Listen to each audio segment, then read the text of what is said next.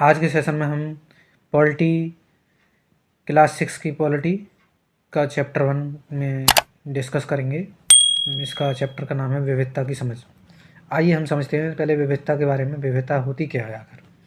विविधता का मतलब होता है जब किसी देश में भिन्न भिन्न प्रकार के लोग, जैसे भिन्न भिन्न धर्म के लोग, भिन्न भिन्न भाषा बोलने वाले लोग, भिन्न भिन्न त्यौहार मनाने वाले लोग रहते हैं, उनका रहन सहन अलग होता है, खान पान अलग होता है, तो उसे हम विविधता कहते हैं। अब हम इसमें सबसे पहले बात करेंगे जो हमारे एग्ज़ाम के पॉइंट ऑफ व्यू से इम्पोर्टेंट है, उसको पढ़ेंगे हम केवल, बाकी हम नहीं पढ़ेंगे क्योंकि इसमें स्टोरी है, वो आप पढ़ना चाहें तो पढ़ सकते हैं, लेकिन वो हमारे एग्ज़ाम के पॉइंट ऑफ व्यू से इम्पोर्टेंट नहीं है, इसलिए हम ये नहीं पढ़ेंगे। तो आइए हम सबसे पहले पढ़ते हैं भारत में विविधता। भारत विविधताओं का देश है। हम विभिन्न भाषाएं बोलते हैं, विभिन्न प्रकार का खाना खाते हैं, अलग अलग त्यौहार मनाते हैं और भिन्न भिन्न धर्मों का पालन करते हैं। लेकिन गहराई से सोचें तो वास्तव में हम एक ही तरह के कार्य करते हैं, केवल हमारे करने के तरीके अलग हैं। अब विविधता को कैसे समझें? करीब 250 वर्ष पहले जब रेल, हवाई जहाज, बस हमारे जीवन का हिस्सा नहीं थे, तो लोग संसार के एक भाग से दूसरे भाग की यात्रा करते थे। वे पानी के जहाज में घोड़ों या ऊँटों पर बैठकर जाते थे या फिर पैदल चलकर जाते थे। ये यात्राएं अक्सर क्यों करते थे? ये यात्राएं खेती या बसने के लिए करते थे, नई ज़मीन की तलाश में या व्यापार करने के लिए, या किसी विभिन्न प्रकार की परिस्थिति जैसे सूखा या अकाल के कारण भी लोग अपना घर बार छोड़ देते थे। जब पेट भर खाना तक नहीं मिलता था तो वे एक नई जगह जाकर बस जाते थे। कुछ लोग काम की तलाश में, कुछ युद्ध के कारण घर छोड़ देते थे। जब लोग नई जगह बसना शुरू करते हैं तो उनके रहन सहन में थोड़ा बदलाव आ जाता है। वे नई चीज़ें नई जगह की अपना लेते हैं और कुछ पुरानी चीज़ें पुरानी जगह की अपना लेते हैं। तो इस तरह उनकी भाषा, भोजन, संगीत, धर्म आदि में नए पुराने का मिश्रण होता रहता है। आइए अब हम इसमें जो मेन इम्पोर्टेंट है उसके बारे में। जैसे सबसे मेन चीज़ इसमें है,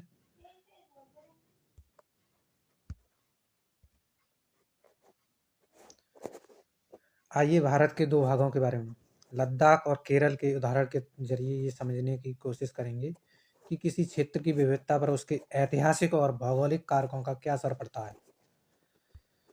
अब एटलस में भारत का नक्शा देखिए और उसमें ढूंढिए ये दोनों क्षेत्र लद्दाख और केरल कहाँ पर स्थित हैं। तो हम यहाँ देखेंगे, इसमें हमें पता है भारत के नक्शे में लद्दाख हमारा ऊपर है और केरल हमारा नीचे है। तो आइए हम देखते हैं, जो फिगर में दिया है ये लद्दाख का चित्र है। लद्दाख ऊंचे पहाड़ों वाला रेगिस्तानी इलाका है। लद्दाख ऊंचे पहाड़ों वाला रेगिस्तानी इलाका है। अब लद्दाख के बारे में पढ़ेंगे। लद्दाख जम्मू और कश्मीर के पूर्व में पहाड़ियों में बसा एक रेगिस्तानी इलाका है। यहाँ पर बहुत ही कम खेती संभव है क्योंकि इस क्षेत्र में बारिश बिल्कुल नहीं होती और ये इलाका हर वर्ष काफ़ी लंबे समय तक बर्फ से ढका रहता है। इस क्षेत्र में बहुत ही कम पेड़ उग पाते हैं। पीने के लिए पानी के लिए लोग गर्मी के महीनों में पिघलने वाली बर्फ पर निर्भर रहते हैं। यहाँ के लोग एक खास किस्म की बकरी पालते हैं जिससे पश्मीना ऊन मिलता है। ये ऊन बहुत कीमती होता है, इसलिए पश्मीना शाल बड़ी महंगी होती है। लद्दाख के लोग बड़ी सावधानी से इस ऊन को इकट्ठा करके कश्मीर के व्यापारियों को बेच देते हैं और मुख्यतः कश्मीर में ही पश्मीना शालें बुनी जाती हैं। यहाँ के लोग दूध से बने पदार्थ जैसे मक्खन, चीज़, खास तरह का छेना एवं मांस खाते हैं। हर एक परिवार के पास कुछ गाय, बकरी और याक होती हैं। रेगिस्तान होने का मतलब ये नहीं है कि व्यापारी यहाँ आने के लिए आकर्षित नहीं हुए हैं। लद्दाख तो व्यापार के लिए एक अच्छा रास्ता माना गया है क्योंकि यहाँ कई घाटियाँ हैं जिनसे गुजर कर मध्य एशिया के काफिले उस इलाके में पहुँचते थे जिसे आज तिब्बत कहते हैं। आज हम उसको क्या बोलते हैं? तिब्बत। ये काफिले अपने साथ मसाले, कच्चा रेशम, दरियाँ आदि लेकर चलते थे। लद्दाख के रास्ते ही बौद्ध धर्म तिब्बत पहुंचा। लद्दाख को छोटा तिब्बत भी कहते हैं। करीब 400 साल पहले यहाँ पर लोगों का इस्लाम धर्म से परिचय हुआ और अब यहाँ अच्छी खासी संख्या में मुसलमान भाई रहते हैं। लद्दाख में गानों और कविताओं का भी बहुत समृद्ध मौखिक संग्रह है। तिब्बत का ग्रंथ केसर शाखा लद्दाख में बहुत प्रचलित है।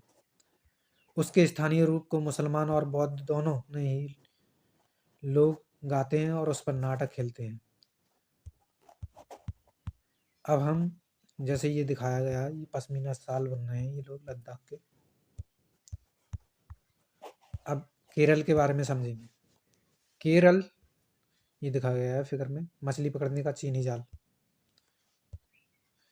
केरल भारत के दक्षिणी पश्चिमी कोने में बसा हुआ राज्य है। ये एक तरफ समुद्र से घिरा हुआ है, दूसरी तरफ पहाड़ियों से। इन पहाड़ियों पर विविध प्रकार के मसाले जैसे काली मिर्च, लौंग, इलायची आदि उगाए जाते हैं। इन मसालों के कारण ये क्षेत्र व्यापारियों के लिए बहुत आकर्षक बना। सबसे पहले अरबी एवं यहूदी व्यापारी केरल आए। ऐसा माना जाता है ईसा मसीह के धर्म दूत संत थॉमस लगभग 2000 साल पहले यहाँ आए। भारत में ईसाई धर्म लाने का श्रेय उन्हीं को जाता है। अरब से कई व्यापारी यहाँ आकर बस गए। इब्न बतूता ने करीब 700 साल पहले यहाँ आया और उसने यात्रा वृत्तांत में मुसलमानों के जीवन का विवरण देते हुए लिखा है कि मुसलमान समुदाय की यहाँ बहुत बड़ी इज्जत थी। वास्को ड गामा जो एक पुर्तगाली था वो भी भारत आया था।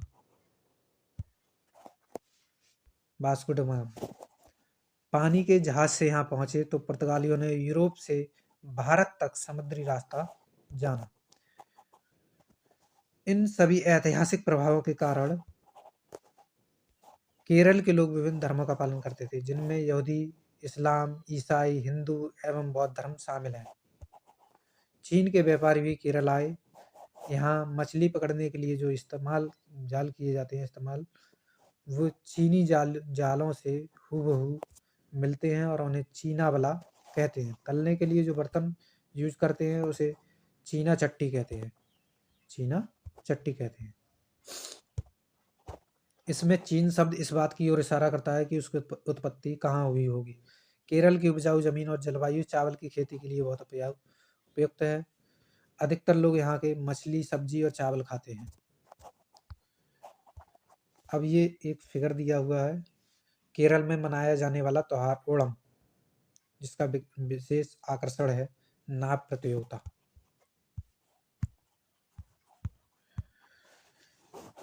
जहाँ केरल और लद्दाख की भौगोलिक स्थितियाँ एक दूसरे से बिल्कुल अलग हैं, वहीं हम ये भी देखते हैं कि दोनों क्षेत्रों के इतिहास में एक ही प्रकार के सांस्कृतिक प्रभाव हैं। दोनों ही क्षेत्रों को चीन और अरब से आने वाले व्यापारियों ने प्रभावित किया है।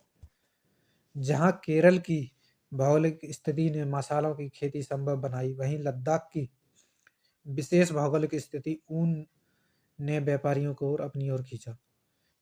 इस तरह पता चलता है किसी भी क्षेत्र के सांस्कृतिक जीवन का उसके इतिहास और भूगोल से प्रायः गहरा रिश्ता होता है।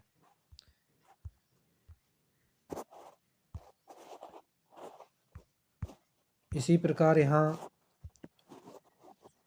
अंग्रेजों ने अलग अलग तरीके से विरोध किया। अंग्रेजों ने सोचा था कि वे भारत के लोगों में फूट डाल सकते हैं क्योंकि उनमें काफ़ी विविधताएं और इस तरह का उनका राज चलता रहेगा। मगर लोगों ने दिखला दिया कि वे एक दूसरे से चाहे कितने भी भिन्न हों, अंग्रेजों के खिलाफ लड़ाई जाने वाली लड़ाई में वे सब एक साथ थे। फिर ये एक पोएम दी हुई है, ये जलियांवाला बाग से रिलेटेड है। अब बात करते हैं जलियांवाला बाग हत्याकांड। तो उसमें जनरल डायर था, उसने एक सभा हो रही थी, जनरल डायर ने उस सभा में लोगों पर गोलियां चलवा दी थी, जिसमें बहुत सारे लोग घायल हो गए थे और मृत्यु हो गई थी लोगों की, शहीद हो गए थे। अब बात करेंगे हम जवाहरलाल नेहरू। तो जवाहरलाल नेहरू ने अपनी किताब भारत की खोज में लिखा कि भारतीय एकता कोई बाहर से थोपी हुई चीज़ नहीं है, बल्कि ये बहुत ही गहरी है, जिसके अंदर अलग अलग तरह के विश्वास और प्रथाओं का स्वीकार करने की भावना है। इसमें विविधता को पहचाना और प्रोत्साहित किया जाता है। नेहरू ही थे जिन्होंने भारत की विविधता का वर्णन करते हुए अनेकता में एकता का विचार हमें दिया। इसी प्रकार रविंद्रनाथ टैगोर द्वारा जो रचित राष्ट्रगान है वो भी भारतीय एकता का ही एक अभिव्यक्ति है। राष्ट्रगान किस तरह से एकता का वर्णन करता है?